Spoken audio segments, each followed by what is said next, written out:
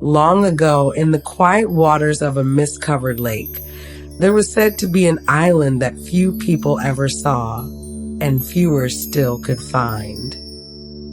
Some believed it was hidden by magic. Others believed it was a place where time itself moved more slowly. In the legends of King Arthur, that island had a name: Avalon.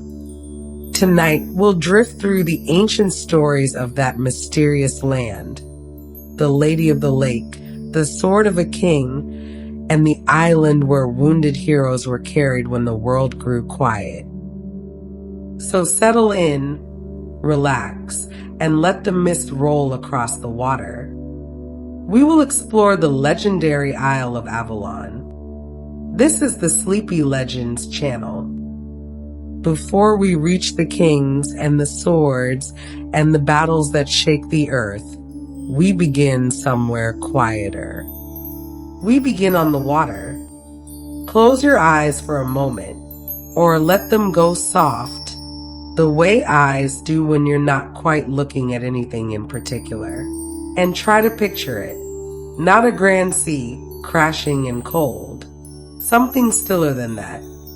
A wide, dark lake, the surface barely moving. The air above it's soft and cool, the kind of cool that settles just before morning, when the night is thinking about letting go. There is mist here.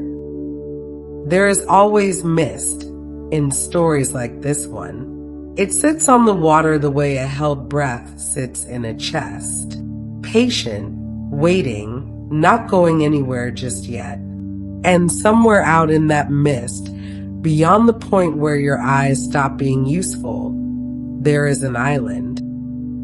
You cannot see it. That is the nature of this particular island. It does not show itself to everyone. It does not appear simply because you are looking for it, or because you want it badly, or because you have sailed a long way and feel you have earned the sight of a shore. Avalon reveals itself on its own terms, in its own time, to those it chooses to receive. The Celtic peoples who first imagined such places understood this instinctively. They lived close to the water, the sea, the lake, the river, and they understood that water has its own logic, that it hides things, that what lies beneath the surface or beyond the horizon is not simply more of what you can already see.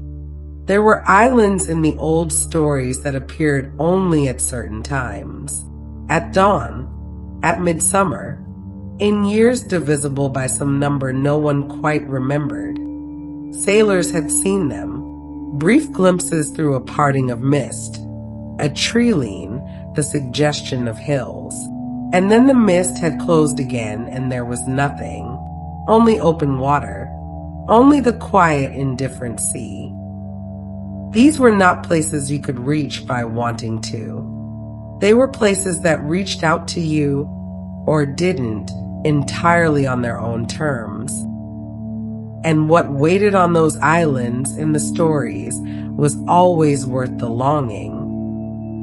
The Celtic otherworld was not a place of punishment or trial. It was a place of abundance, of beauty that didn't fade, of music that continued just past the edge of hearing. Time moved differently there. Not fast, not slow exactly, but differently, the way time moves in a dream, where an hour can feel like a whole life, and a whole life can pass in the space between one breath and the next. Avalon was one of these islands, perhaps the one that lasted longest in the memory of the world. Imagine arriving there, not sailing. You don't sail to Avalon, not exactly. You drift. You are brought. Someone who knows the way is with you, or something. A current that feels almost like intention, carries the boat where it needs to go. The mist parts very slowly. the way a curtain moves when there is the gentlest breath of air behind it. And then the shore. It is quieter than you expected. That is the first thing you notice. A deep, settled quiet, the kind that doesn't feel like silence so much as the presence of peace. The kind of quiet that has been here a long, long time and is entirely comfortable with itself. The orchards begin almost at the waterline. Apple trees, old and wide, their branches reaching out over the bank.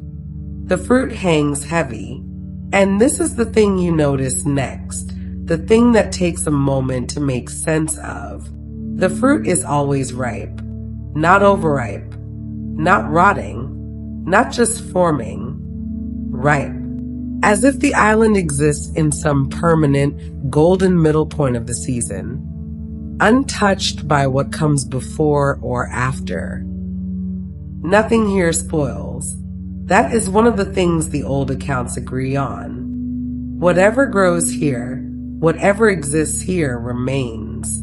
Time in Avalon does not carry things away the way it does in the world you came from. The apples will be on the branches tomorrow, and the day after, and the day after that. You would think that might feel strange, uncanny even, but it doesn't. It feels like the first time something has felt entirely right in longer than you can remember. The healing here is not dramatic. There are no sudden mending of wounds, no flash of light, no moment of miraculous reversal. It is slower than that and quieter. The air does something. The light does something. The simple fact of being here, away from the noise and the urgency and the relentless forward pressure of ordinary life, that does something. You feel something in your chest begin, very gradually, to loosen. Some tightness you had stopped noticing, because it had been there so long it had started to seem like just the way things were. This is what Avalon offers. Not magic exactly, or not magic as a trick, as a spectacle. Magic as a quality of a place that exists between worlds. Not quite here, not quite elsewhere, not fully part of the ordinary, and not fully beyond it. And in that in-between space does what the ordinary world cannot. The old storytellers knew what they were reaching for when they described it. They were reaching for the thing we reach for in the last few minutes before sleep. That loosening, that sense of setting something down that you have been carrying for too long. The island in the mist, just out of sight, just past the edge of knowing, waiting as it has always waited, patient as an orchard in still air. The name Avalon has been with us for a very long time, and like many old names, it carries its meaning quietly, hidden inside the word itself for anyone patient enough to look. Most scholars believe the name comes from a Welsh root, Athol, which simply means apple. It is a humble origin for such a storied place. But the apple in the old Celtic world was never truly a simple thing. Orchards were tended, valued, and in some traditions, treated as sacred. Fruit that grew abundantly and without apparent effort was seen as a sign of a land touched by something beyond the ordinary. And so an island whose very name meant apple already carried, from the beginning, a suggestion of abundance. Of a place where the land provided without being asked. Medieval writers were consistent on this point. When they described Avalon, they returned again and again to its orchards, trees heavy with fruit, blossoms and harvest existing somehow at the same time, as if the island operated outside the usual rhythm of seasons. Some accounts went further, claiming that the fruit of Avalon never spoiled. that it could be carried away and it would remain, days or weeks later, as fresh as the moment it was picked. Whether this was meant literally or as a way of communicating something harder to name. The sense of a place untouched by decay, by loss, by the slow wearing down of time, is difficult to say, perhaps both at once. Avalon enters the written record in the 12th century. The Welsh cleric and historian Geoffrey of Monmouth is among the first to commit the name to the page in his Historia Regum Britanniae, the history of the kings of Britain, written around 1136. Geoffrey describes the island as the place to which King Arthur is taken after the Battle of Camlann, gravely wounded, to be healed. He calls it Insula Avalonis, the Isle of Avalon, and lingers on its qualities, its abundance, its restorative air, its distance from the ordinary world. But written records are always late arrivals to the stories they document.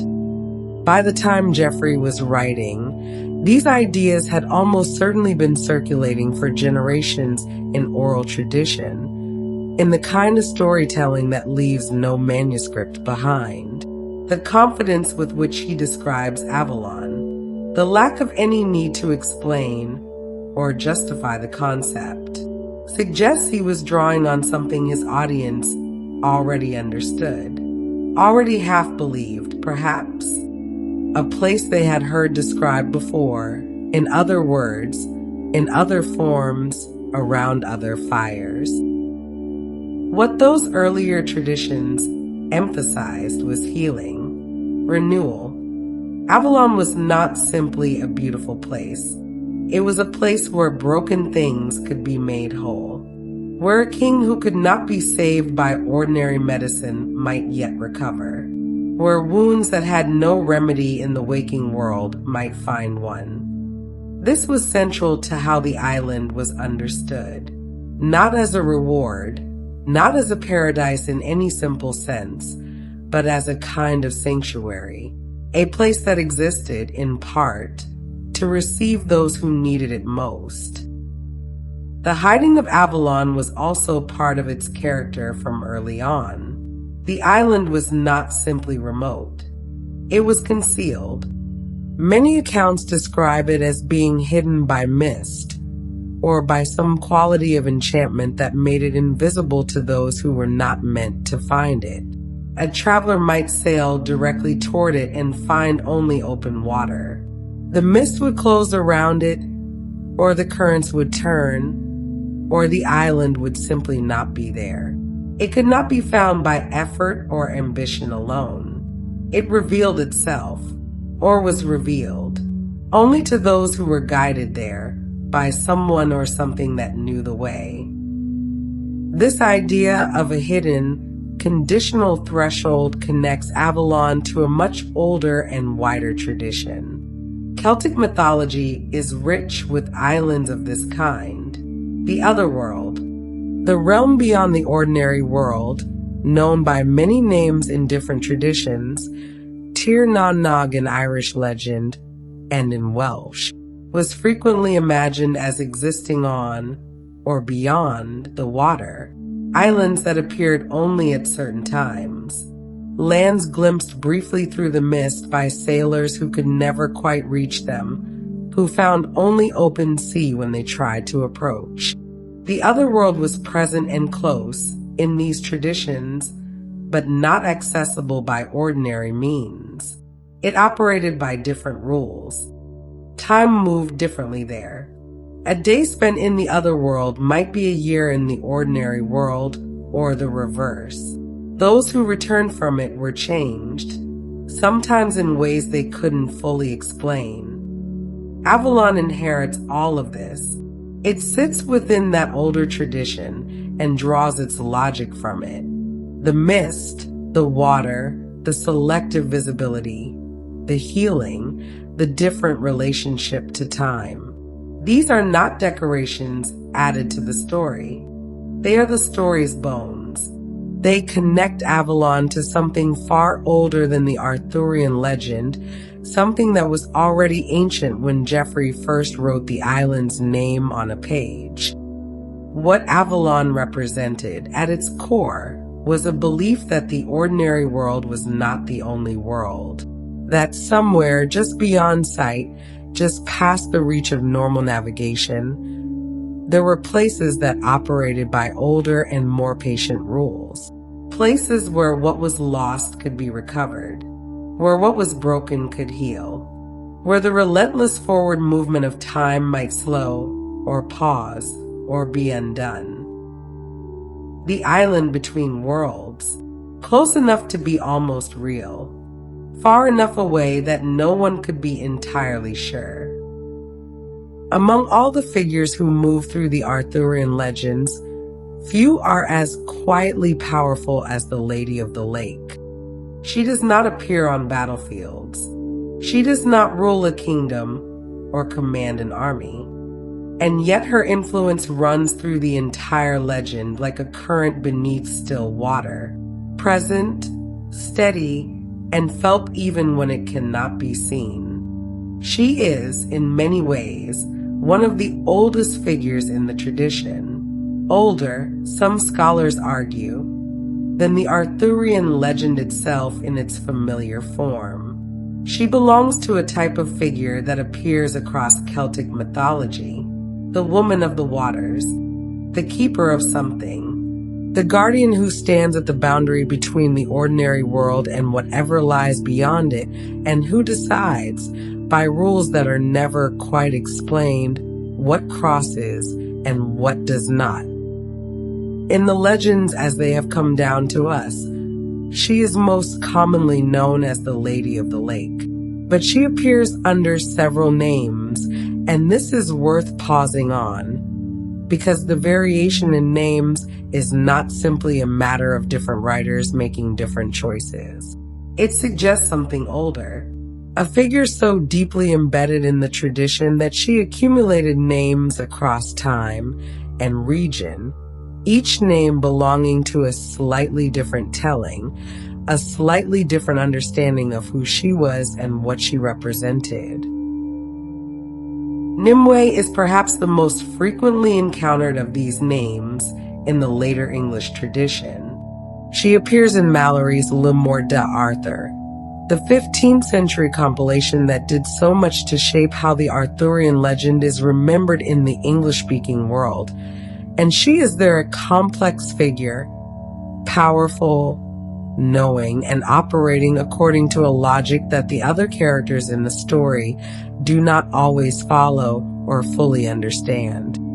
Vivian is another name, prominent in the French tradition, in the prose cycles of the 13th century, where she appears as a figure of considerable depth and agency.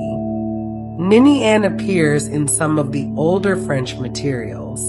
Some accounts simply call her the Lady, as if no further identification is necessary, as if the title alone is sufficient to conjure everything that matters about her. What the accounts tend to agree on, regardless of the name used, is that she is an enchantress, not a witch in the darker sense the word sometimes carries, but a figure of genuine magical knowledge and power. She understands things that others do not. She moves through the story with a kind of calm authority, unhurried and unfrightened, as if she can see further along the shape of events than anyone around her. She lives, in most tellings, beneath the water, beneath the lake. This is where her home is, where her court is in some of the more elaborate accounts, where she returns when the surface world no longer requires her attention. This connects her, again, to those older Celtic figures, the beings who inhabit the boundaries, who live at the edge of the water, who belong to both worlds and are therefore fully constrained by neither. The lady is described as a guardian of powerful magical objects. This is one of her defining functions in the legend. She keeps things things of significance, things that are waiting for the right moment or the right person to be given out into the world. And of all the things she keeps, the most famous by far is a sword. Excalibur. The name itself has become so familiar that it can be difficult to hear it freshly. But try for a moment to set aside what you already know about it and consider what the sword represents in the context of the legend. It is not simply a very good weapon. It is not merely well-made or unusually sharp. Excalibur is, in the stories, a sword of legitimate authority. It carries within it a kind of recognition, the sense that whoever holds it is holding something that has chosen them, or that something beyond ordinary human judgment has sanctioned their claim. The Lady of the Lake is the one who brings this sword into the world. She is the one who gives it to Arthur. The circumstances of the giving are described differently in different sources, but the essential image remains consistent enough across the tradition to have become one of the most enduring pictures the Arthurian legend has produced. Arthur at the edge of a lake, the water still and dark, and then a hand, rising slowly, impossibly from beneath the surface, holding a sword aloft, the blade catching the light, the moment suspended, half in the ordinary world and half in something else entirely. It is an image that lodges in the mind because it operates on more than one level at once. On the surface, something remarkable and impossible is happening. But underneath that, something is being communicated about the nature of authority, of legitimacy, of where power truly comes from. Not from conquest, not from inheritance alone, from something older and less negotiable. A recognition extended from beyond the ordinary world, through the medium of a woman who lives beneath still water and guards the things that matter. The sword is given. Arthur receives it, and the legend, from that moment, has its center of gravity. What is sometimes less remembered is what accompanies the gift in certain tellings. The sword comes with a condition, a promise that must be made, or that is simply understood, woven into the nature of the giving. Excalibur does not belong to Arthur in the way that an ordinary sword belongs to its owner. It is on loan in some deeper sense. It must, when the time comes, when everything has run its course and the story has reached its end, be returned to the water, to the lady, to the place it came from. Among all the figures who move through the Arthurian legends, few are as quietly powerful as the Lady of the Lake. She does not appear on battlefields. She does not rule a kingdom or command an army. And yet her influence runs through the entire legend like a current beneath still water, present, steady, and felt even when it cannot be seen. Excalibur. The name itself has become so familiar that it can be difficult to hear it freshly. But try for a moment to set aside what you already know about it and consider what the sword represents in the context of the legend. It is not simply a very good weapon. It is not merely well-made or unusually sharp. Excalibur is, in the stories, a sword of legitimate authority. It carries within it a kind of recognition, the sense that whoever holds it is holding something that has chosen them, or that something beyond ordinary human judgment has sanctioned their claim. The Lady of the Lake is the one who brings this sword into the world. She is the one who gives it to Arthur. The circumstances of the giving are described differently in different sources, but the essential image remains consistent enough across the tradition to have become one of the most enduring pictures the Arthurian legend has produced. Arthur at the edge of a lake, the water still and dark, and then a hand, rising slowly, impossibly from beneath the surface, holding a sword aloft, the blade catching the light, the moment suspended, half in the ordinary world and half in something else entirely. It is an image that lodges in the mind because it operates on more than one level at once. On the surface, something remarkable and impossible is happening. But underneath that, something is being communicated about the nature of authority, of legitimacy, of where power truly comes from. Not from conquest, not from inheritance alone, from something older and less negotiable. A recognition extended from beyond the ordinary world, through the medium of a woman who lives beneath still water and guards the things that matter. The sword is given, Arthur receives it, and the legend from that moment has its center of gravity. Let's drift into that portion of the story. He came to the lake at first light. That is how the story tends to begin in its quietest tellings. Not with ceremony, not with a procession or a fanfare. Just a young king, barely more than a young man, really, still finding the shape of what he was meant to become. Walking to the edge of the water in the early morning, when the mist was still low and the world had not yet properly woken up. He had been told there was something here. Someone. He was not entirely sure he believed it. The lake was very still. That kind of stillness that feels less like the absence of movement and more like the presence of waiting. The mist sat just above the water in soft, unhurried layers. The trees at the bank were dark and quiet.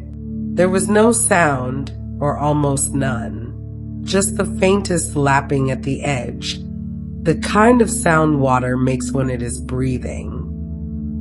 Arthur stood and watched. In the old Celtic understanding of the world, water was never simply water. It was a threshold. The surface of a lake was the boundary between what could be seen and what could not, between the ordinary world and something else entirely. Older, deeper, operating by different rules. Springs and rivers and lakes were places where the other world came close. Where, if the conditions were right, if you were the right person at the right moment, something might reach through. He was not sure how long he stood there before he saw her. She did not rise from the water all at once.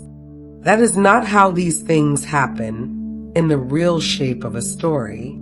It was gradual, a change in the quality of the light over one particular part of the lake, a sense of presence before there was anything to see, and then, slowly a figure, standing on the surface, or just beneath it, or perhaps at a point where the distinction between the two stopped mattering, looking at him. She was not frightening. That is one of the things that stays with those who try to describe this moment. He had expected to be frightened, or at least unsettled, and he was not. She was calm in the way that very old things are calm. Not because nothing has touched them, but because they have been touched by so much that they have arrived somewhere on the other side of alarm. She watched him with eyes that held the color of deep water, and she seemed entirely unsurprised to find him there. She told him her name in some tellings. Nimue, Vivian, the lady. In others she says nothing at all, and names are beside the point. What she is matters more than what she is called. She was the guardian of this place. She had been the guardian of this place for longer than the stories quite account for. And she had been waiting, not impatiently, not urgently, in the way that water is never impatient, for the right moment to give away what she had been keeping. The sword had been beneath the water, held there, in some space that was not entirely this world, waiting. Excalibur, not made by ordinary hands in any ordinary forge, shaped by something older than kingdoms, by craft that understood the weight a legendary thing must carry. It was given the name that meant, in the old tongue, something close to hard lightning, cut steel, the thing that cuts and does not break. It was made to be held by someone equal to what it asked of its bearer. She extended her arm, slowly, without drama, without ceremony, because for her this was simply the moment had always been moving toward. The sword rose from the water in her hand. The blade was bright, not in the way that polished metal is bright when sunlight hits it directly, but in a steadier way, as if the light were coming from within rather than being reflected from without. Water ran back from the blade in thin, clean lines. The crossguard and hilt were plain enough, nothing ostentatious, nothing that drew the eye away from the blade itself. It was the sword that mattered. It was the blade that carried everything. Arthur took it. The moment his hands closed around the hilt, something settled. Inside him, or in the air around him, or both. Some quality of uncertainty that had been present since before he could name it. Some low and persistent questioning of whether he was sufficient to what was being asked of him. Went quiet. Not gone, not erased. Quiet. The way a room goes quiet when the person who was supposed to arrive has finally arrived. This was his. Or rather, and this is the distinction that matters, he was the one it had been waiting for. The sword was not his in the way that a thing you purchase or conquer is yours. It was his in the way that a responsibility is yours. In the way that a story, once you are inside it, is yours to carry forward. The lady held his gaze across the water. She did not say it as a warning. She did not say it as a threat. She said it the way you would tell someone something that is simply true, something they will need to know when the time comes. Deliver now so that it has time to settle before it is needed. The sword must return. When the end comes, when everything has run its course and the story has wound itself out to its last moments, the sword must come back. To the water, to her, to the place it came from and the place it belongs. He was king now, with Excalibur in his hand and a promise already made. Every legend has its conditions. Every gift carries, somewhere inside it, the weight of what it will one day cost. He walked back from the lake as the mist began to lift, the sword at his side, and the story that had been waiting for him finally, quietly began. With Excalibur at his side, Arthur's story truly begins. The sword was the recognition. What came after was the work. The long, difficult, luminous work of building something worth recognizing. Arthur becomes, in the legend, the King of Britain. Not a regional chieftain, not a warlord holding a small piece of contested ground, but a king in the fullest sense. A figure whose authority extends across the land, whose court becomes the center of something larger than conquest. The legend is interested in what he builds as much as what he defeats, and what he builds, above all, is Camelot. The name has lasted. That is perhaps the simplest and most telling thing that can be said about it.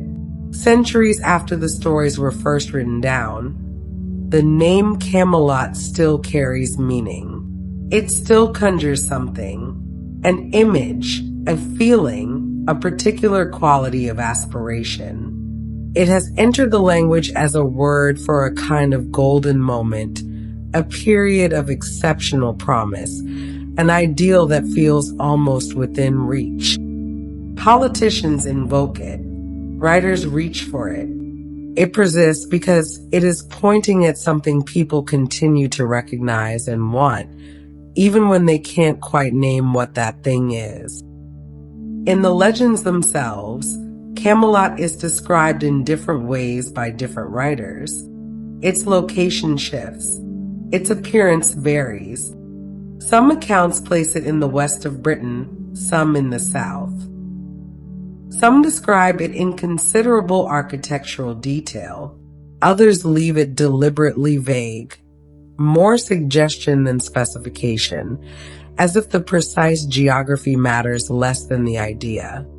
What all the accounts agree on is its character, the quality of the place, the atmosphere it generates, the kind of activity it attracts. Camelot is famous for its knights.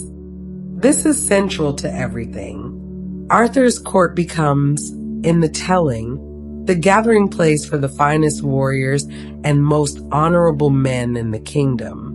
Men drawn not merely by the promise of reward or the protection of a powerful lord, but by something more demanding, by a standard, by the expectation that to come to Camelot is to commit to something, to hold yourself to a code that asks more of you than simple loyalty or physical courage. And at the heart of Camelot, quite literally, is the Round Table. The table itself is one of the legend's most resonant inventions, and it rewards a moment of attention. The round shape is not incidental. It is the entire point. A rectangular table has a head. It has a most important seat and a least important seat, and every position in between carries its own gradation of status. A round table has none of this. There is no head.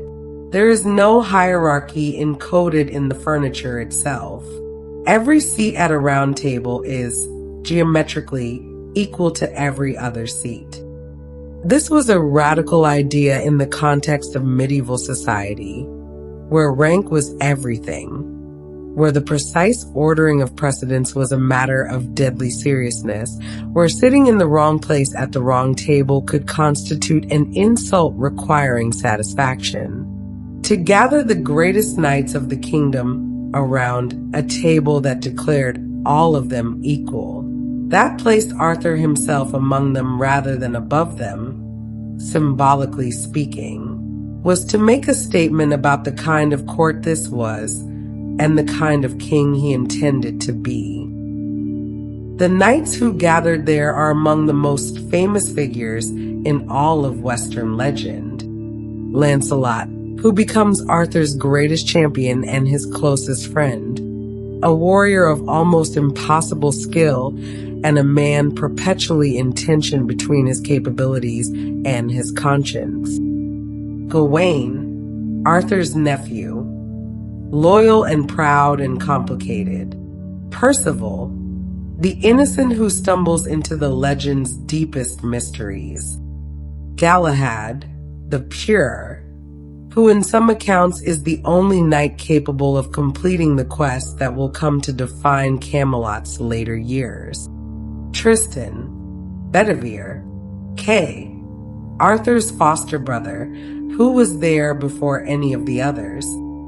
The list extends and varies depending on which tradition you follow, which century the telling comes from, which country's poets were shaping the material.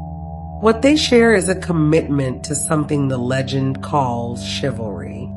The word has become a little worn with use, reduced sometimes to a matter of holding doors open or offering a seat. But in its original sense, it was a serious ethical code. It demanded courage in the face of danger. It demanded fairness and mercy toward the defeated.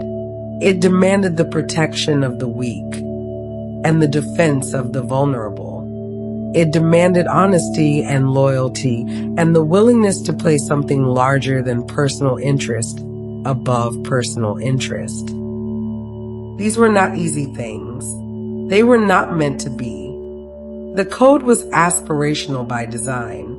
It pointed toward an ideal that even the best of the knights could not always maintain, and the story is honest about that. The quests that the knights undertake fan out across Britain and beyond. Some are straightforward in their nature, a wrong to be righted, a monster troubling a village, an enemy requiring defeat. Others are stranger and more interior, less about what happens in the world and more about what happens inside the knight undertaking the journey. The quest for the Holy Grail is the most famous of these and the most demanding. The Grail, described variously as a sacred cup, a dish, a stone, an object of immense spiritual power whose precise nature the legend deliberately keeps ambiguous, becomes the defining quest of the Round Table's later years. To seek it is to seek something that cannot be won by strength alone. It requires purity of heart, clarity of purpose, a willingness to look honestly at oneself and be changed by what you find. Few knights prove equal to it. At its height, Camelot is a vision of what a kingdom might be at its best. A place where power is exercised with justice, where the strong protect the weak rather than exploit them, where honor is more than a word, and the men who invoke it are actually trying to live by it, however imperfectly. It is, the legend insists, a golden age. But the legend also knows, and is honest about knowing, that golden ages do not last. That the very things that make a great institution great also contain, somewhere inside them, the seeds of what will eventually undo it. Camelot is at its most luminous in the stories precisely because the stories understand that the light will not hold forever. Even the brightest kingdoms have their shadows. Even the most careful foundations can, over time, begin to shift. Camelot did not appear all at once. That is the thing about the building of something real. It does not arrive complete, the way a dream does, fully formed, every detail already in place, no scaffolding showing. It grows, it accumulates, stone by stone and decision by decision, one agreement kept and one standard held to, and one morning after another in which the people inside the walls chose, again, to try to be what they had said they were going to be. This is how Camelot was built. First there were walls, because walls are practical. They keep the weather out and give people a sense of where they are. Then there were halls, because people need somewhere to gather, somewhere to eat and argue and tell each other what happened on the road. Then there were towers, because every court needs to be able to see what is coming from a distance. And then, gradually, there was something harder to build than any of these things. There was a reputation. Word travels in a kingdom, and word of Camelot traveled quickly. Not just because Arthur had Excalibur and had proven himself in the kind of conflicts that kingdoms are always generating, but because of what his court was becoming, the standard it was holding itself to, the quality of the men it was attracting, and the quality that those men seemed to bring out in each other. They came from everywhere. Some had heard of Arthur directly and ridden hard to reach him. Others had encountered one of his knights on the road, in some small town, or at the edge of a forest, or on a bridge where a dispute needed settling, and had seen something that made them want to find wherever these men came from. a way of carrying themselves, a willingness to stop when stopping wasn't convenient, a sense that the code they lived by was something they had actually thought about, not just inherited and worn carelessly like an old coat. The hall where they gathered was large enough for all of them, and at its center stood the table. You have to understand what it meant to walk into that room for the first time and see it. These were men who knew, intimately, the politics of tables. Who sat where, what the distance from the head meant. How far down you were placed was a precise and legible statement about how you were valued. And everyone in that world had spent years learning to read that statement and respond to it correctly. It was one of the languages of power, and everyone spoke it fluently. And then there was a table with no head.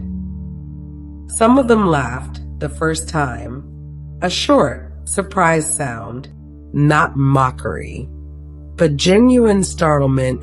The noise you make when something breaks a pattern you had stopped noticing was a pattern. Some of them stood still for a moment and just looked at it, thinking through what it meant, thinking through what kind of king builds his court around a piece of furniture specifically designed to say, "Here, no one is above anyone else." They sat, and something happened in that room that was difficult to name but impossible to miss. The usual calculations. Who was watching whom? Who was deferring to whom? Where the real power sat in relation to where you were sitting. Went quiet. Not gone. Not erased by a piece of furniture. But quieter. Easier to set aside. They were Knights of the Round Table. That was the title that mattered. Not the duchy you came from or the battles you'd won before you arrived. That, and the code that came with it. The code asked things of them. Courage was the easy part. These were men who had been practicing courage since they were old enough to hold a weapon, and they were good at it. But courage was only the beginning of what was asked. The code asked for mercy, which is harder. It asked them to defend those who could not defend themselves, which sounds simple until you are tired and a long way from home, and the person who needs defending is inconvenient. It asked them to tell the truth when lying would be easier, to keep promises when keeping them was costly, to hold to something when everything around them was suggesting that letting it go would be entirely understandable. They did not always manage it. That should be said plainly. The Knights of Camelot were not saints. They were men, complicated, proud, capable of terrible mistakes and small daily failures and large consequential ones. The legend does not pretend otherwise. It watches them struggle with the distance between who they were trying to be and who they actually were, and it finds that struggle more interesting than any idealized version of it would be. But they were trying. That counted for something. That counted for a great deal. The quest took them out of the hall and across Britain and beyond Britain into territories that were sometimes geographical and sometimes interior and sometimes both at once. There were dragons in some of the stories, or things that operated the way dragons operate in stories, which is to say, large, dangerous, consuming problems that could not be talked to and had to be faced directly. There were enchantments and false paths and long stretches of road where nothing happened, and the knight was left alone with his own thoughts, which can be the hardest part of any journey. And there was the Grail. It hovered at the edge of everything. A vessel, a light, a question that didn't have an answer you could carry home in your saddlebag. The knights who sought it did so understanding that the seeking itself was the point. That the Grail would reveal itself not to the seeking itself was the point. that the Grail would reveal itself not to the strongest or the most decorated, but to whoever had done the harder, quieter work of becoming someone it could trust. Camelot at its height was luminous. That is the word the stories keep reaching for. Not merely successful, not merely powerful, but lit from within by something that felt, while it lasted, like proof that the world could be better than it usually was. That the distance between the ideal and the real could, with enough effort and enough honesty and enough people willing to try, be made a little smaller. It was a golden age. The knights rode out in the mornings and the stories followed them, and the hall waited for their return, and the table stood at the center of everything, round and patient and equal. For a while, it was everything it had promised to be. For a while, the light held. Every golden age carries within it the story of its ending. Camelot is no different. The legend that built something so luminous is honest enough, patient enough, to show how the light goes out. It goes out slowly, the way most lights do. Not all at once. Not in a single dramatic moment of reversal, but in a series of smaller failures, smaller betrayals, smaller distances that open between people who were once close and find, one day, that the distance has become too wide to cross. The cracks in Camelot are there before Mordred arrives, but Mordred is where they become visible, where what was hidden beneath the surface finally breaks through. His name appears in the earliest Welsh traditions connected to the Arthurian legend. Medrawd in Welsh, a figure present at the Battle of Camlann, the catastrophic final conflict that ends Arthur's reign. Even in these oldest fragments, he is there. Even before the legend had accumulated its later detail and elaboration, Mordred was already part of the ending. What he represents shifts depending on when and where the story is being told. In some versions, he is Arthur's nephew, the son of Arthur's sister Morgause, who in certain accounts is also identified with the enchantress Morgan Le Fay. In other versions, the relationship is darker and more complicated. He is Arthur's son, born of a union that the legend presents as a tragedy of unknowing or of manipulation. The kind of entanglement that Greek tragedy would recognize, where the worst things happen not through simple malice, but through a knot of circumstance that tightens the more anyone tries to loosen it. The question of whether Mordred is nephew or son matters less, finally, than what the relationship signifies in either case. He is of Arthur's blood. He is inside the family, inside the court, inside the thing that Arthur has spent his life building.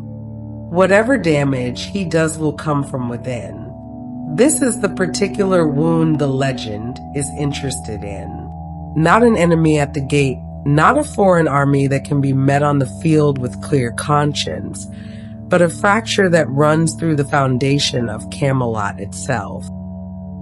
The later medieval versions of the legend are careful to show how the conditions for Mordred's rise are created, in part, by failures that have nothing to do with him. The relationship between Lancelot, Arthur's greatest knight, the most celebrated figure of the Round Table, and Guinevere, Arthur's queen, becomes the fault line.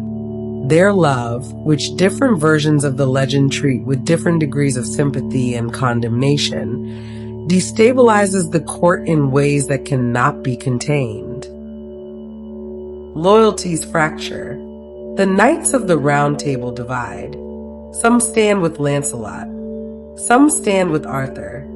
The unity that was always the source of Camelot's strength becomes, in these later years, exactly the thing that is lost. Mordred moves through this fracturing with the patience of someone who has been waiting for it. In Mallory's account, which remains one of the most detailed and influential tellings, Mordred is present throughout the court's unraveling. He is not simply a villain who arrives at the end to deliver a blow. He is woven into the story of the decline, watching, maneuvering, understanding the fault lines of the court with a precision that suggests he has spent a long time studying them. When Arthur leaves Britain to pursue Lancelot onto the continent, Mordred is left as regent. He does not hold this position in good faith. He attempts to seize the kingdom, to declare himself king, to claim what he has decided should be his. Arthur returns. The confrontation that has been building through years of smaller conflicts is no longer avoidable. The armies gather. On one side, Arthur, with those knights who have remained loyal, who have stayed with him through everything, who follow him now towards something they cannot entirely see but will not abandon. On the other, Mordred, with forces he has assembled through promises and opportunism and the general chaos that follows when a great kingdom begins to lose its shape. The place is Camlann. The name appears in the Welsh annals with a quiet, devastating brevity. The entry for the year, whether it is meant as historical record or something more mythological, is a question that has occupied scholars for centuries. Read simply that the Battle of Camlann took place, in which Arthur and Medrawd fell. It does not say whose side Medrawd was on.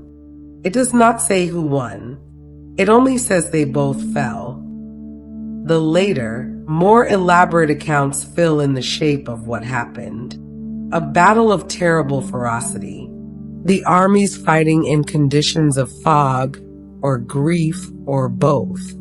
Because the men on both sides know each other, have trained together, have ridden together, and now find themselves on opposite ends of a line that has to be crossed. These are not strangers fighting strangers. They are the wreckage of a court that was once the finest thing of its kind in the world. Arthur and Mordred find each other on the field. The duel that follows ends the way the legend has always been moving toward ending. Arthur strikes the fatal blow. Mordred falls.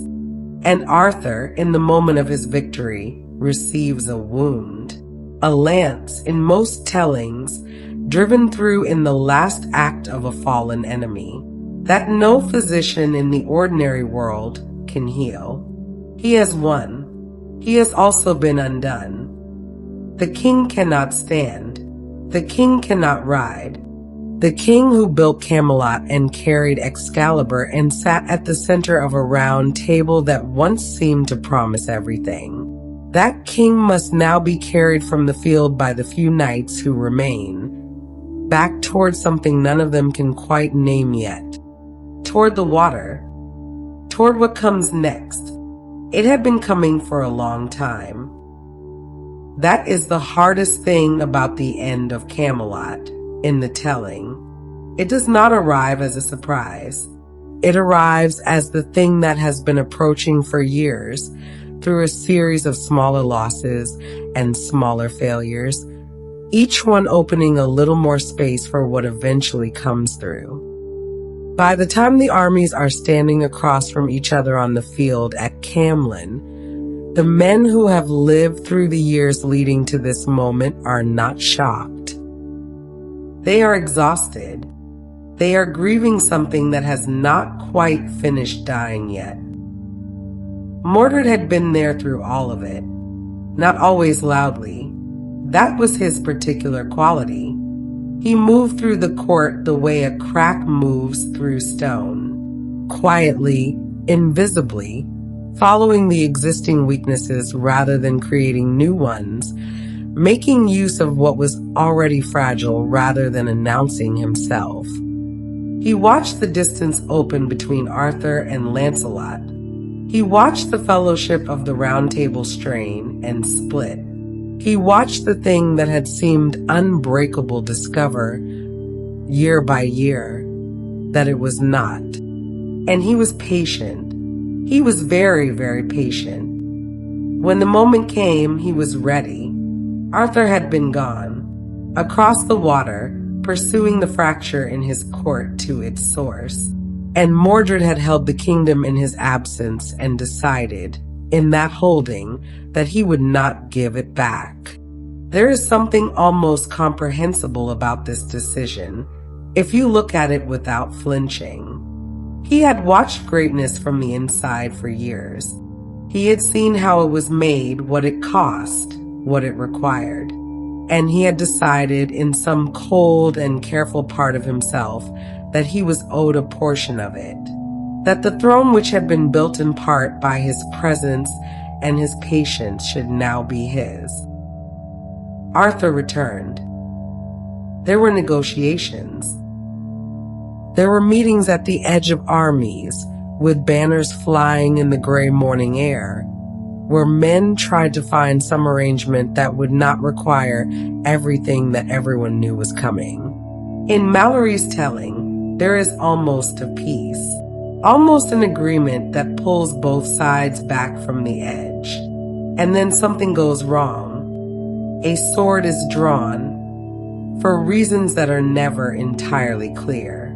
A soldier startled by a snake, perhaps, or a misread gesture, or the accumulated tension of thousands of men standing in close proximity to other thousands of men they are supposed to fight simply becoming, finally, too much to hold. The battle begins. There is no clean way to describe what happens at Camlann. The accounts that have come down to us reach for order and narrative, because that is what accounts do. But the thing itself was almost certainly not orderly. It was the wreckage of something that had been once the most disciplined and honorable fighting force in the kingdom, now turned against itself. Men who had trained together, who knew each other's habits and weaknesses, who had shared the same table and the same code, meeting on a field where the code no longer governed anything. Arthur moves through it. He is not young anymore in this telling. The young man who stood at the edge of a lake and received a sword from a hand rising from the water is long behind him. But he is still Arthur, still the king who was recognized by something older than kingdoms, who has carried Excalibur through everything the years have asked of him. He fights with the full weight of everything he has been and everything he is losing at once. He finds Mordred, or Mordred finds him. In the version that carries the most weight, Arthur takes a spear in both hands and drives it through Mordred, through the man who was of his blood and became his ending, the wound that came from inside rather than outside, the failure that no sword and no code and no round table could entirely prevent. Mordred falls, and in the last moment of his falling, with whatever is left of him, he pulls himself along the shaft of the spear and strikes. A blade, or a lance, or simply the weight of what has already happened. It does not entirely matter. Arthur receives the wound that will not heal. He does not fall immediately. Kings do not fall immediately in the stories. They stand a little longer than anyone else, held up by something that is almost finished, but not quite. But when he finally goes to his knees, everyone who is still standing knows that it is over. Bedivere is there, faithful Bedivere, who has been there since before most of the glory, who will be there after all of it. He comes to the king and kneels, and Arthur speaks to him with the directness of a man who has very little time left for anything other than what actually matters. The sword, Arthur says. Excalibur must go back. Not yet. Not in this moment, that comes after, but the understanding is already present. The promise made at the edge of a lake, years and years ago, by a young man who did not quite know what he was agreeing to, has arrived at the moment of its keeping. They carry him from the field. What is left of the army parts to let them through? The men who are still standing, the few, the remainder, the ones the battle did not take, watch in a silence that is not emptiness, but wait. They are watching the end of something. They know it. They do not have words for it yet, but they know. The king is carried toward the water. The sword is heavy at his side. The mist is already beginning to gather at the edge of things, the way it always gathers when Avalon is close. And the story, which has traveled so far from that quiet lake, and that early morning and that hand rising from the water, the story is almost, but not quite finished. Almost. The battle is over. The field at Camlann is quiet in the way that fields are quiet after terrible things have happened. Not peaceful, but emptied. The noise has stopped. What remains is what the noise left behind. Arthur is mortally wounded.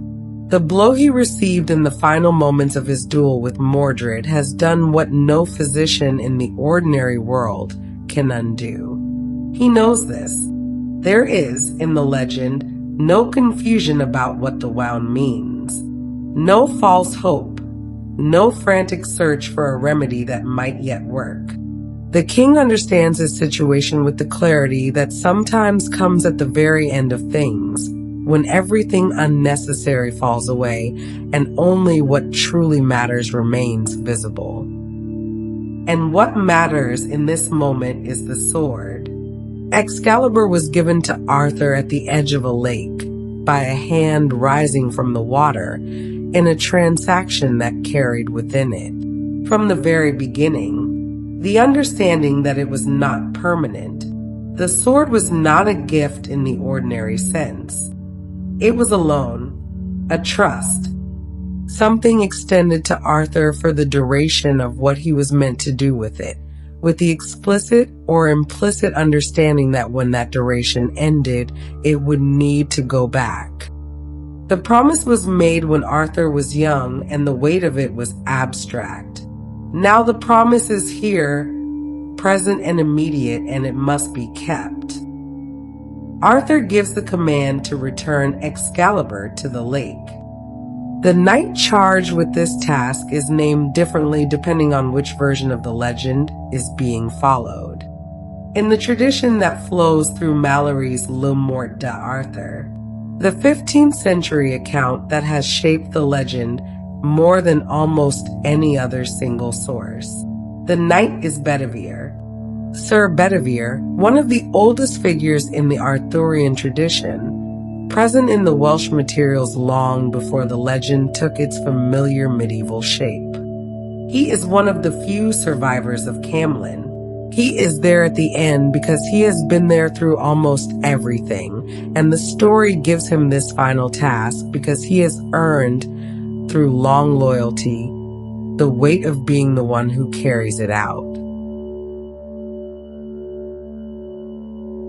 In other versions, particularly some of the French and continental traditions, the knight is called Grifflet. The name changes. The task does not. What the task requires, at first glance, seems simple enough. Take the sword to the lake and throw it in. This is not a complex instruction. It does not require great strength or skill, or the particular qualities that made these men knights.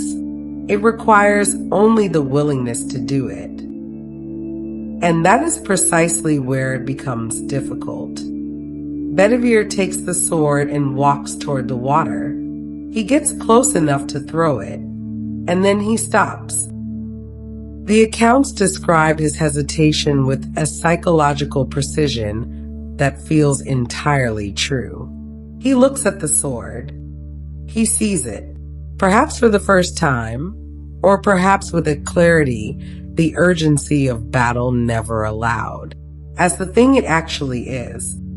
The blade, the craftsmanship, the quality of light it holds, the history that has accumulated around it, all the years and all the moments and all the weight of what it has meant and what it has done. To throw this into a lake seems, standing at the edge of the water with it in his hands, not like the fulfillment of a promise, but like a waste, like a loss the world cannot afford. Surely it should be kept. Surely something of this significance should be preserved, carried forward, held onto. He hides the sword. He returns to Arthur and tells him it is done. Arthur asks what he saw when the sword hit the water. Bedivere describes ripples and waves and nothing more. Arthur knows immediately that he is not being told the truth. He sends Bedivere back. The second time, Bedivere gets closer. He unwraps the sword again, holds it over the water, genuinely intends, or almost intends, to let it go. And again, at the last moment, something in him refuses. The same arguments present themselves with the same force. It is too much to lose. It is too important to give up. He hides it again and returns again with a false account. Arthur sends him back a third time, with a directness that leaves no room for further negotiation. The king is dying. He does not have the time or the strength for a fourth conversation about this. The sword must go back. Now, the third time, Bedivere does it. He walks to the water. He does not allow himself to stop and look at the sword again. He draws back his arm and he throws Excalibur. The sword of kings, the gift of the Lady of the Lake, the thing that gleamed in moonlight when a hand rose from the water and changed the shape of everything, out over the surface of the lake. And then the thing happens that Bedivere did not see the first two times, because the first two times the sword never left his hands. A hand rises from the water. It is described in Mallory and in the accounts that echo him, with a simplicity that does not try to explain itself. A hand and an arm, clothed in white, rising from beneath the surface of the lake. The hand catches the sword cleanly by the hilt. For a moment, just a moment, it holds Excalibur aloft above the water, the blade catching whatever light is available, the way it did once before in a different morning at the beginning of everything. Then the hand draws it down, slowly, without haste, back beneath the surface of the lake, back into the depth and the dark and the place the sword had come from, the place it had always, in some sense, belonged. The water closed over it. The ring spread outward and then faded. The surface settled. Still, dark, unmarked. Bedivere stood at the edge of the water for a long time. He was not sure how long. Long enough for the mist to shift. Long enough for something in his chest to do whatever it needed to do. Then he turned and walked back to the king and told him what he had seen. And Arthur, hearing it, was quiet for a moment. And then he said, "Good, just that. Good." Just that single word, quiet and complete. And then had let his eyes close for a moment, the way you close your eyes when something you have been holding for a very long time has finally been set down. He did not sleep. He was past sleeping in the ordinary sense, but something in him eased. Something that had been braced, waiting for the task to be finished, waiting for the last promise to be kept, released its hold. The wound was still there. The wound was not going anywhere. But the sword was home, and the king could breathe a little differently now that it was. Bedivere sat beside him on the ground and did not speak, because there was nothing to say that the silence wasn't saying better. The field behind them was still and dark.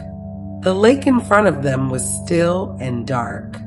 The mist sat low over the water, unhurried, going nowhere.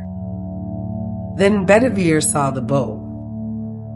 It appeared the way things appear in the oldest stories, not arriving exactly, but becoming visible, as if it had always been there, just beyond the threshold of what the eye could resolve, and had now chosen to let itself be seen. It moved without visible means of propulsion, without oar or sail or any evidence of effort.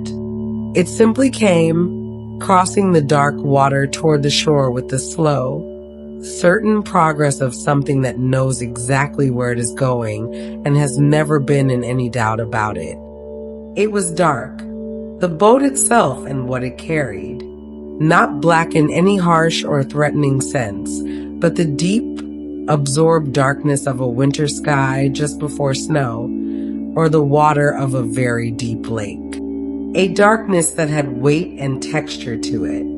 A darkness that felt, if you looked at it long enough, almost soft. And the women. There were several of them. The accounts vary in their number. 3 in some tellings, 4 in others, more in some of the older and stranger versions. But they are always there, always robed in dark. Always still in the way that suggests stillness is their natural condition, rather than something they have to work at.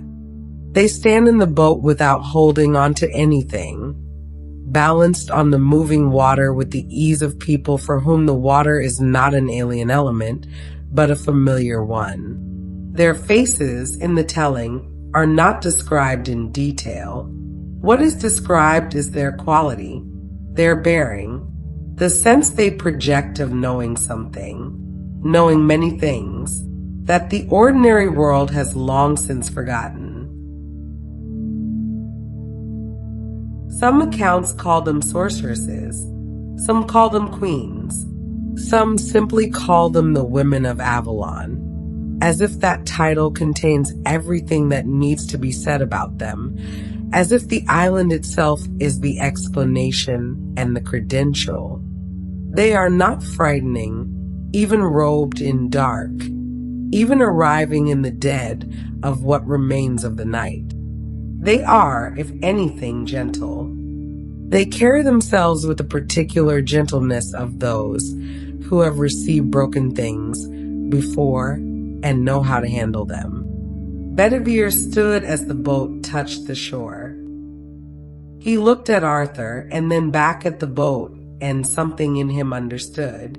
In the way that people understand the truly important things without being told and without being able to explain afterward how they knew.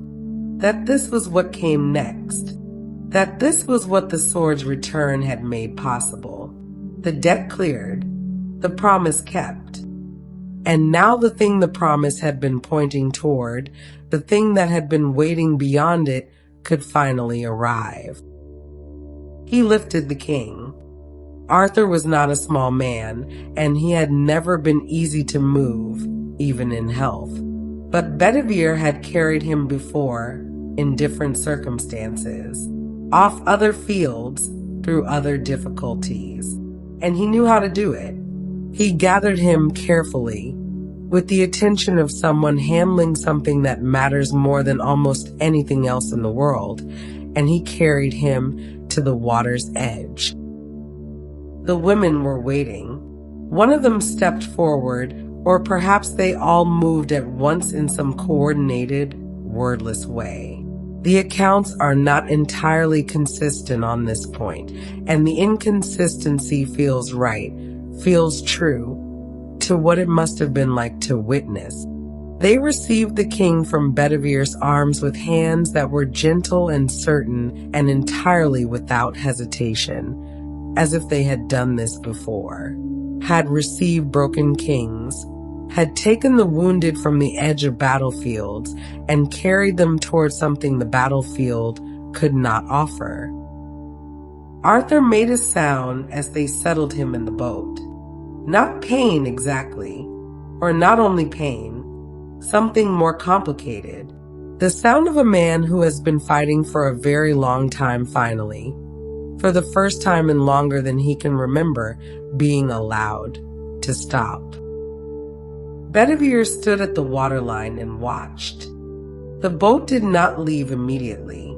There was a moment, one of those moments the legend preserves with particular care, in which the boat sat at the shore and Arthur lay within it and Bedivere stood on the bank, and the two of them looked at each other across the narrowing distance of the water's edge. Arthur's eyes were open. He was present, still.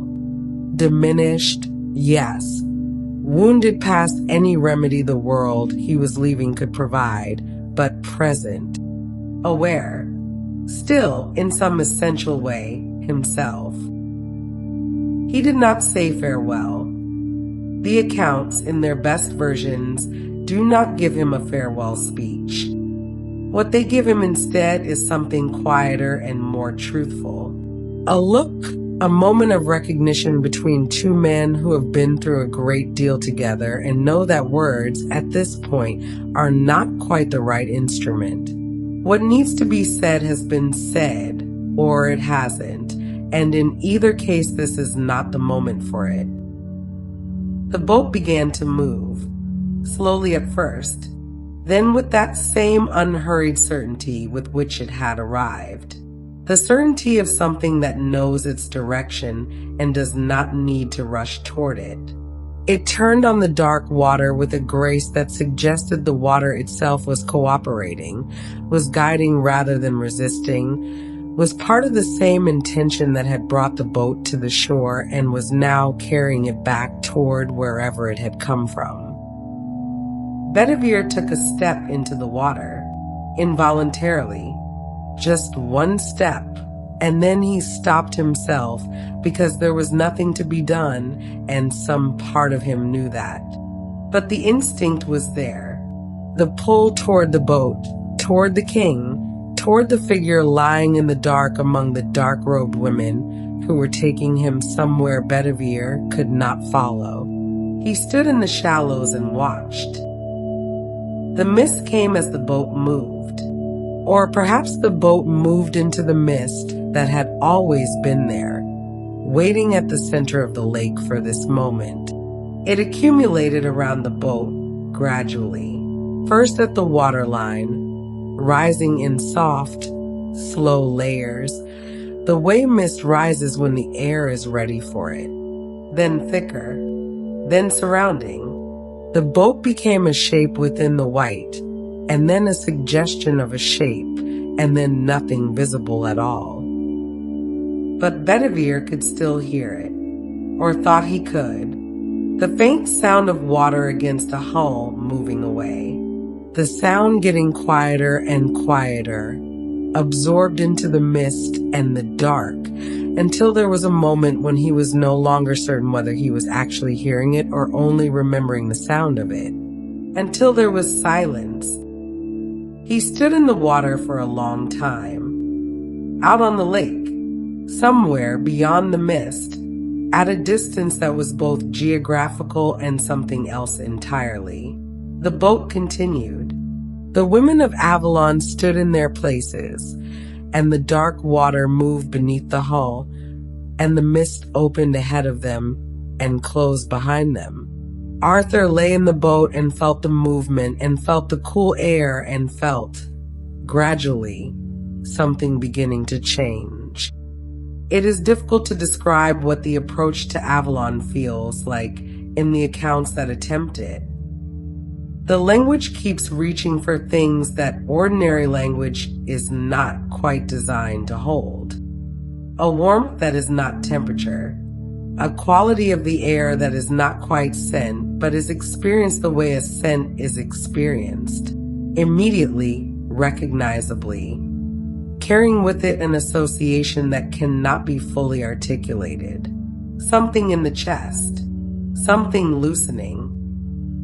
The island appeared through the mist the way Bedivere had appeared to Arthur at the water's edge, not arriving, but becoming visible. A shoreline first, dark trees against a sky that was, somehow, slightly lighter than the sky over the lake. The suggestion of hills beyond the trees. And then, as the boat drew closer, the details resolving slowly out of the white. The bank, and the old wide apple trees growing almost to the water's edge, their branches reaching out over the shore in the particular way of trees that have been growing in the same place for a very long time and have made themselves entirely at home. The fruit was there, heavy on the branches in the permanent, impossible ripeness that Avalon's orchards have always maintained. Ripe without being overripe, abundant without being excessive. The air carried the faint, cool sweetness of it, of apple and water and something older than either, some quality the island generated simply by existing. The thing medieval writers kept reaching for when they described Avalon as a place of healing and could never quite explain why. The boat touched the shore. The women moved with the same quiet efficiency with which they had received Arthur from Bedivere's arms. They lifted him carefully and carried him up from the water and onto the bank. He made no sound this time. He was somewhere between waking and sleeping, between the ordinary world he had left and this one, wherever this one was, whatever rules it ran by. The ground was soft under him when they set him down. The light was different here. The mist was still present but thinner, gentler, letting in more of whatever sky existed on this side of the crossing. He could hear the orchard, the faint movement of branches in an air that was barely moving at all. The sound of the island breathing, slowly, in the long rhythm of something that does not count time the way the world outside its shores counts time. He closed his eyes. Not the closing of a man giving up, not the closing of a man losing something. The closing of a man who has, after a very long journey through very difficult country, finally arrived somewhere that was expecting him, that had been expecting him, that had, in some sense, been prepared for him since before he knew he would need it. Somewhere behind him, back across the water, back through the mist, and across the dark lake, Bedivere stood on the shore in the first thin light of morning and looked out at the place where the boat had disappeared and was not coming back. He stood there until the light was fully up and the mist had lifted and there was nothing on the water but water, and the lake was still and wide and held nothing visible. And the island, if it was still there, gave no sign of itself. And the apple trees, if they still bore fruit, gave no sign of it either. Just the mist, just the water, just the ordinary morning arriving over an ordinary lake, the way mornings do, indifferent and patient, whether or not a king has just crossed to the other side of the world. He was aware of the ground beneath him before he was aware of anything else. Not hard ground, not the packed earth of a battlefield or the cold stone of a great hall. Something softer than either. Grass, perhaps, but grass of a particular quality, thick and yielding, the kind that seems to receive rather than simply support. As if the ground here had been expecting the weight of him and had arranged itself accordingly. as if the island, in some way that could not be explained by any ordinary account of how islands work, had been ready. He lay still for a long time, not sleeping, not quite waking, somewhere in the narrow passage between the two, where the ordinary rules of consciousness relax their grip and things become possible that would not be possible on either side of the threshold. He could hear the orchard. That was the first clear impression. Sound before sight, before even full awareness of his own body. The sound of the island, leaves moving in a wind, he could not feel from where he lay. Water, somewhere close, running over stones with the particular patience of water that has been running the same course for a very long time and has no intention of changing. And underneath both of these, or through them, something else. Something that was not quite music, but that occupied the same space in the mind that music occupies. A quality of the air, a tone almost that the island generated simply by being what it was. He had heard it described. Years ago, in the early days of the court, some traveler had spoken of a place where the wind carried something, a sound, or a feeling, or some third thing that had no good name. And he had listened politely and thought he understood. He had not understood. You cannot understand this from a description. You can only understand it by being here, by lying on the grass with the sound of the orchard above you and the spring nearby and the air doing what it does, and letting it work on you the way it works, slowly, without asking your permission. The women came quietly. They always came quietly.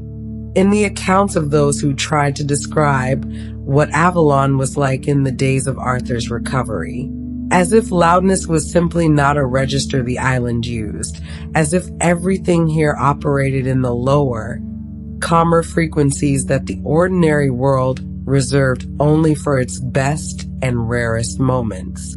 They came and they knelt, and they began to do what they knew how to do. The healers of Avalon are described differently in different traditions. Some accounts make them enchantresses, women of considerable magical knowledge and power who work with that power directly, who speak words over wounds and lay hands on injuries, and effect changes that the ordinary logic of medicine cannot account for. Other accounts are quieter about the mechanism and more interested in the result. They tend the wounded. They know which plants to use and how to use them, which springs have particular properties and how to draw those properties out, how to create conditions in which a body can do what bodies will do, when given enough time and enough peace, and enough of whatever it is that Avalon provides instead of ordinary air. The herbs grew everywhere on the island. This was one of the things the accounts agreed on. The abundance of the island's plant life, the sense that everything here grew with a particular intention, as if the island's soil understood what it was for and produced accordingly. There were plants known in the outside world, but more potent here, more concentrated, as if the island's climate, always mild, always still, never the extremes of cold or heat that govern the seasons everywhere else, allowed them to develop something they could not develop elsewhere. And there were plants that grew nowhere else at all. Plants with no names in the outside world's languages because the outside world had never encountered them, had no occasion to name them. The healers knew them all. They gathered and prepared and applied with the calm confidence of people who have learned their craft over a very long time and have never stopped learning it. Arthur was patient. This, too, is something the accounts preserve with care. The quality of his patience during the long recovery. He had been a king who acted, whose instinct was always toward movement, toward decision, toward the next thing that needed to be done. Camelot had run on his energy, on his willingness to be present and engaged and always moving forward. That person, that particular version of him, had been left on the field at Camlann. What remained was quieter, more willing to be still, as if the wound, in taking so much from him, had also taken the part of him that could not rest. He rested. The days on Avalon, if they were days in any sense the outside world would recognize, had a quality unlike ordinary days. Time on the island did not announce itself. There were no bells, no schedules, no markers of the kind that kingdoms used to divide the hours and tell people where they should be and what they should be doing. The light changed gradually between something slightly brighter and something slightly less bright. The quality of the air shifted in ways that were felt rather than measured. And that was all. The island did not push time forward. It let time do what it wanted, which on Avalon seemed to be very little in any hurry. This was one of the most consistent things in the accounts, the different relationship to time. Visitors who had touched the edges of the island and come back, or who had been there briefly and been returned to the ordinary world, spoke of it with a particular bewilderment. A night on Avalon might correspond to a week in Britain. A season there might be a year elsewhere, or nothing, or something in between. The island did not operate on the world's schedule. It operated on its own, which was slower and more patient and far less interested in getting anywhere quickly. For someone recovering from wounds that would not heal in the ordinary world, this was not a hardship. It was the point. The springs were clear.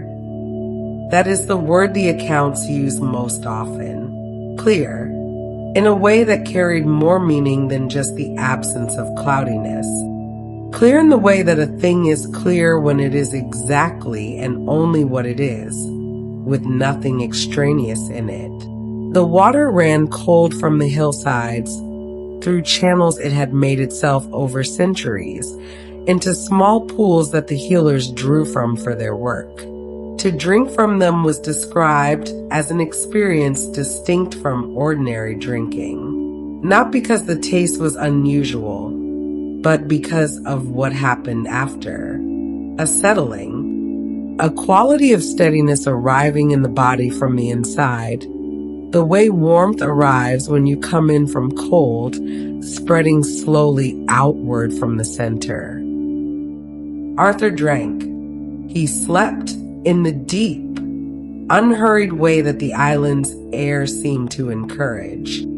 He woke and lay still and listened to the orchard. The trees were old, older, it felt like, than any trees had a right to be, older than the legend that had brought him here, rooted in something that predated all of it.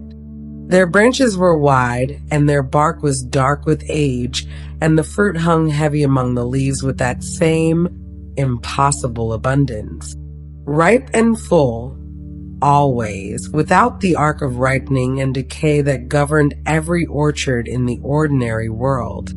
The island had solved, somehow, the problem of loss. Things here did not diminish. They stayed. He thought about that.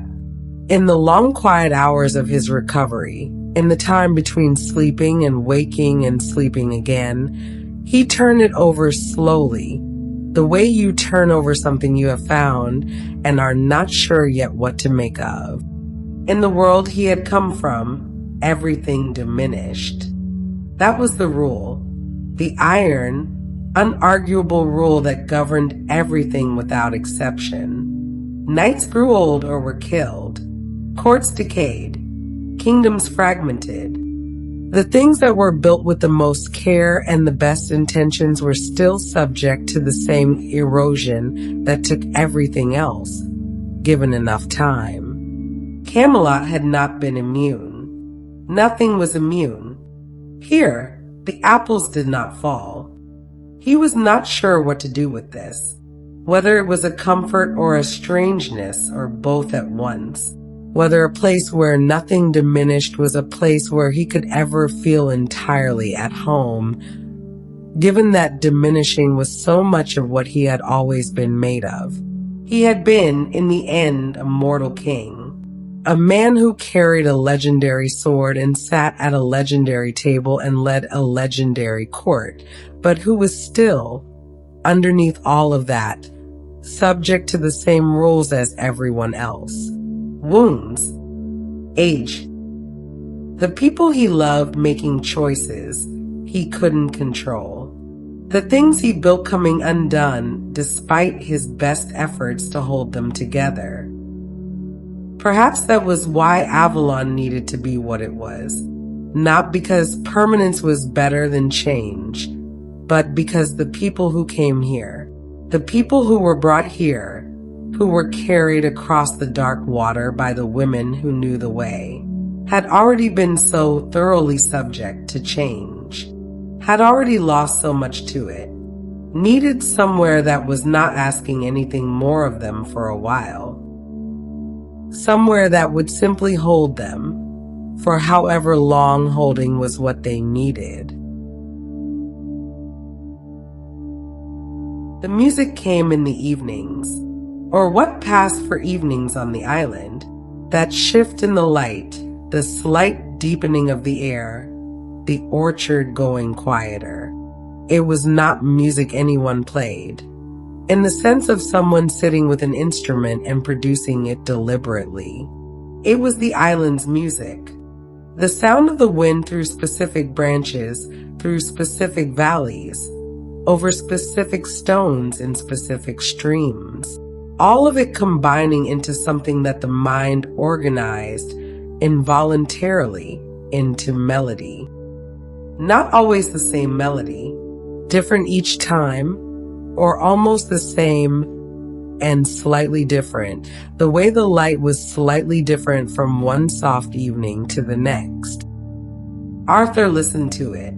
He listened to it the way he had not listened to music in a very long time, without thinking about what he was supposed to be doing instead, without the part of his mind that had always, even in the best moments of Camelot's glory, been attending to the next thing. That part was quiet now. Whether it was quiet because of the wound or because of the island or because of some combination of both, he could not have said. But quiet it was. The healers came and went. They changed what needed changing, applied what needed applying, watched the wound with steady, unhurried attention. Progress on Avalon was not the kind that announced itself. It was not the kind you measured day by day and reported on and felt encouraged by. It was slower and more interior than that, felt rather than seen, known in the body before it was known in the mind. A morning when the pain was different. An afternoon when he could lie on his back without bracing against what the position cost him. A day when he found, almost without noticing, that he had been still for a very long time without needing to be still, without using stillness as something to force himself to maintain. Simply resting, simply breathing, simply being somewhere. Outside the island, Britain continued. The seasons turned. The people who had ridden under Arthur's banner in better years told stories about him, because that is what people do when they have lost something they cared about. They tell stories about it, to keep it present, to hold onto the shape of it while the shape of everything else keeps changing. They told stories about Camelot and the Round Table and the sword from the lake and the king who had tried, for a while to make the distance between the ideal and the real a little smaller. And some of them added something else. Something that kept appearing in the tellings, kept returning in slightly different forms across different places and different years. A rider who had stopped at the edge of a lake and seen, briefly, through a parting of mist, the suggestion of an island, a shore, dark trees, light among branches, and the feeling, not a thought exactly, but a feeling the kind that arrives before thought and is more certain than thought. That something was there. That someone was there on the other side of the water in the orchard, resting, not gone, not finished, just resting in the mild and patient air of an island that had been waiting for him longer than the legend knew, and would go on waiting, quiet and unhurried, for whatever came next. The apple trees held their fruit. The springs ran clear. The wind moved through the valleys and made its music low and steady and soft. And the island kept what it had been given, the way it had always kept things, carefully and without any intention of letting go. A legend that endures does so because it keeps finding new people to carry it. The story of Avalon, the island, the healing, the wounded king carried across dark water toward an unseen shore, did not stay contained within the medieval text that first gave it written form. It moved. It spread. It passed from language to language and century to century, accumulating new interpretations, new images, new forms of expression, the way a river accumulates tributaries without losing the essential character of its current. Each generation that received the legend did something with it, added something, or emphasized something, or found in the old material a reflection of something their own time needed to see. The medieval writers came first. In the centuries immediately following Geoffrey of Monmouth's 12th century account, the story of Avalon passed into French, where the prose cycles of the 13th century expanded and elaborated the Arthurian tradition into something vast and intricate. A sprawling fictional world with its own internal logic, its own geography, its own hierarchy of characters and relationships.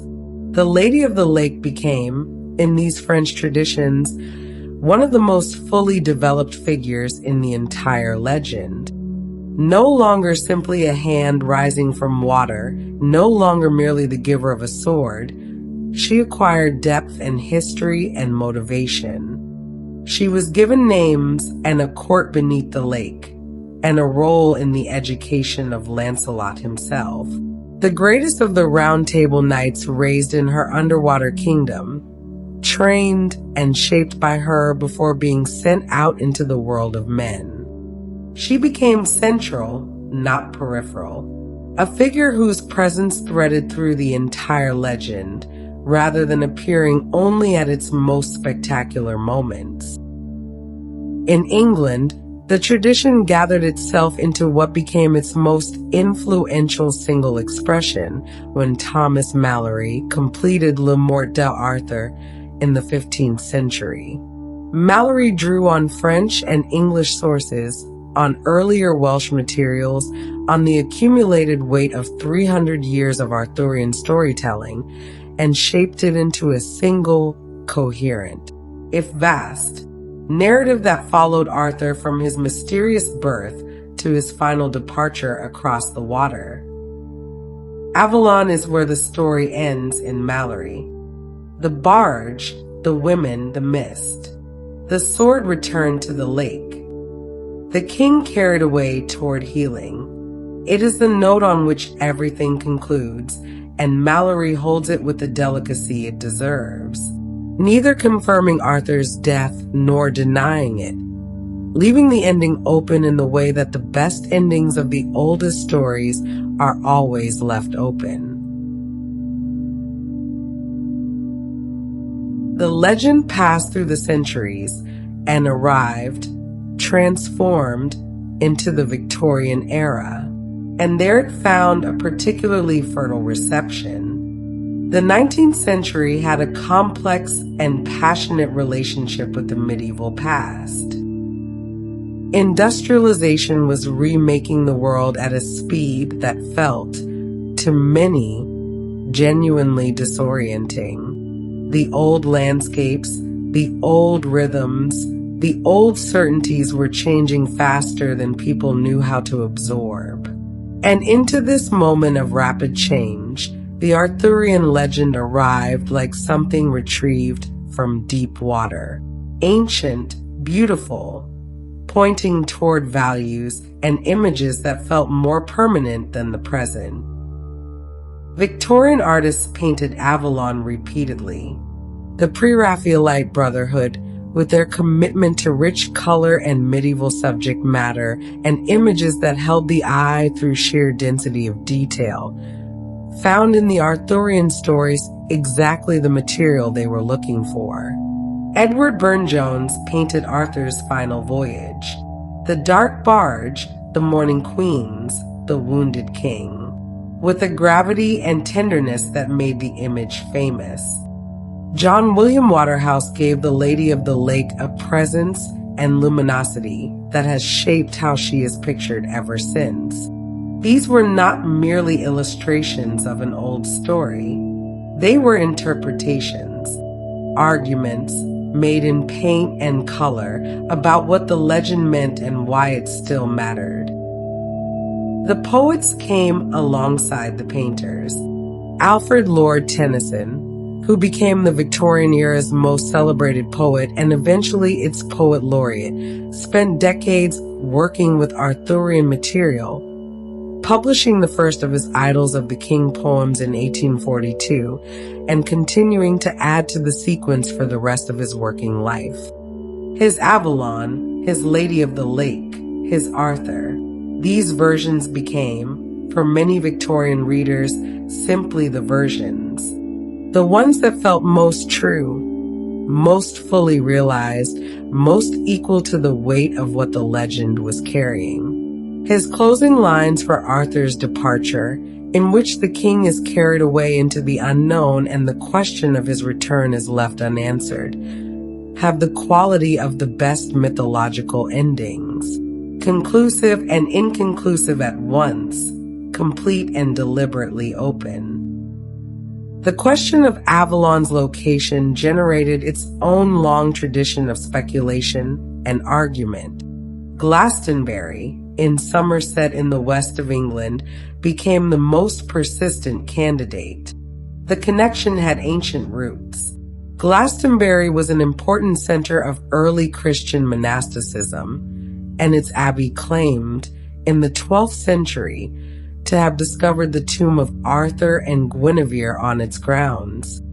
The monks announced this discovery in 1191, conveniently soon after a fire had destroyed much of the abbey and funds were needed for rebuilding. Scholars have debated the authenticity of this claim ever since, with most concluding that it was, at minimum, significantly embellished. But the association between Glastonbury and Avalon was not easily undone. The landscape helped. Glastonbury Tor, the striking hill that rises above the surrounding Somerset levels, is an extraordinary piece of natural geography. And in earlier centuries, when the levels around it flooded in winter, it would have appeared to rise from the water like an island in the mist. A threshold between worlds. Other traditions refused any fixed location at all. Avalon was not a place you could find on a map. These tellings insisted. Its nature was precisely its inaccessibility, its selectivity, its existence at the boundary of the known and the unknown. To locate it would be to reduce it. The mystery was not a gap in the knowledge. The mystery was the point. And so the legend remained alive in exactly the way that the best legends remain alive. Not by being pinned down, but by continuing to elude pinning. By remaining just out of reach. Just past the edge of what can be confirmed or quantified or fully known. A short glimpse through mist. A sword disappearing beneath dark water. A king carried away toward healing on a boat that does not return. The image persists because the needed answers persists. Every generation finds, in the story of Avalon, something it recognizes. Something it was already reaching for before it knew the name of what it was reaching toward. A place of rest. A place where broken things might be mended. A place that exists just past the boundary of the ordinary world, patient and unhurried, holding what it has been given. The island does not show itself to everyone, but the story of it has reached, in one form or another, nearly everyone. And that, perhaps, is its own kind of Avalon. Some places exist most powerfully in the space between what can be proven and what cannot. Avalon is one of these places. It has survived for centuries not despite its mystery, but because of it. Because the question of where it is and whether it is real, and what real even means when applied to a place like this, has never been fully answered. And unanswered questions in the right kind of story are not weaknesses. They are the thing that keeps the story breathing. No map has ever shown Avalon's true location. This is not for lack of trying. The medieval world was deeply interested in mapping its own geography, in fixing the features of the known world onto parchment and vellum, in making the landscape legible and navigable and permanent. Avalon appears in the literature of this world, referred to and described and elaborated upon across centuries of writing, and yet it appears on none of the maps. It was understood, even by those who believed in it most fully, to be a place that maps could not capture, not because cartographers lacked the skill, but because Avalon's nature was precisely its resistance to that kind of fixing. You cannot mark on a map a place that moves or hides or appears only to those it chooses to receive. The mist is always part of it. Every account, in every tradition, in every century that has engaged with the legend, preserves the mist. It is the constant. Other details shift and vary. The number of women on the boat, the name of the knight who returns the sword, the precise nature of the island's healing properties. But the mist is always there, sitting on the water, concealing the shore, making the approach uncertain and the arrival, for those who arrive, feel like something given rather than something taken. You do not find Avalon through the mist. You are allowed through it, or you are not. And yet, any travelers searched for it across the centuries. Pilgrims and scholars and adventurers and the simply curious. Each generation producing its own contingent of people willing to go looking for something they had heard described in a story. They searched the coastlines of Britain and Ireland and the islands beyond. They searched the lakes of Wales and the flooded levels of Somerset. They climbed hills and rode out onto still water in the early morning and waited in the mist for something to appear. Some of them found things that felt, briefly, like confirmation. A landscape that matched a description, a moment of strange light over the water, a silence with an unusual quality to it. None of them could prove they had found the island. The proof, if it existed, never made it back. And yet the legend endured. That is the plain and extraordinary fact of it. Across 9 centuries of written tradition, and however many more of oral transmission before the writing began, the story of Avalon kept finding new people to carry it. New writers, new painters, new poets, new dreamers sitting by water in the early morning and thinking about what might be on the other side of the mist. The legend did not require proof to survive. It required only the quality of the need it answered. And that need, it turns out, is not the kind that diminishes with time. People still imagine the island beyond the water. This is perhaps the most remarkable thing about Avalon, in the end. Not that medieval monks believed in it, or that Victorian painters were moved by it, but that it is still here, still present, still capable of doing what it has always done. Reaching something in the mind that responds to the idea of a place beyond the ordinary world where what is broken can be healed, where what is lost might be recovered, where the relentless forward pressure of time eases just a little into something more patient and more kind. And somewhere in those quiet stories, Avalon still waits. Just past the edge of the mist, just beyond the reach of the ordinary morning. The apple trees heavy with fruit that never spoils, and the springs running clear, and the air carrying its low and wordless music across the water to whoever is listening. And that, dear traveler, is where we leave the legend tonight. You have come a long way through it, through a name that means apple, and a lake with a hand rising from its surface, and a sword that gleamed in moonlight and was given and carried and finally, faithfully returned. Through a king who built something luminous and watched it fracture and was carried, at the end, toward healing. Through orchards that do not diminish and water that runs clear and an island that hides itself from those who are not ready to find it. Perhaps that is the truest thing the legend of Avalon offers. Not a location, not a proof, not an answer to the question of whether any of it actually happened, or where, or when. Just the direction, just the suggestion that somewhere, past the noise, past the urgency, past the part of the day that asks too much of you, there is something quieter waiting. Something patient, something that has been there a long time and is not going anywhere. You don't have to find it tonight. Tonight, you only have to rest. Let the mist come in around the edges of things. Let the water go still.